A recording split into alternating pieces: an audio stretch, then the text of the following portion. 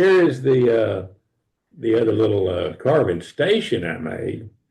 I'd gone to SWAT with a couple of guys here, some guys here in our local club, and one of them got there and he said, "Oh man, I want one of those things." He was looking at the little carving station they had for $300, and I said, "Man, don't Uh-huh. do that. We can probably make one of those for $50." And actually, it's like more like 25.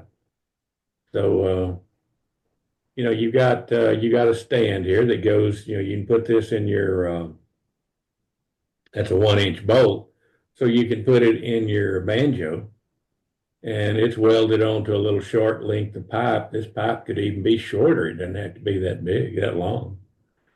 And I made some collars here out of the stop washers, lock washers, just flattened them out and welded it on here just to have some collars. This little piece is nothing but a bolt. I did have to weld another piece on it because the bolt wasn't long enough.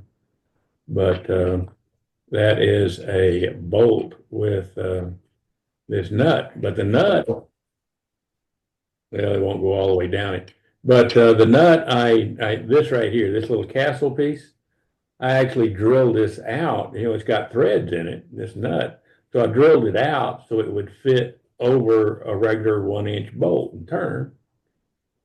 And then I made these little slots in it so the lock washer that I've got welded on here will fit up in it. So when it does, it tightens up against this other bolt. And so you can turn it this way, you can turn it that way, however you want to turn it inside your, while it's sitting in your banjo.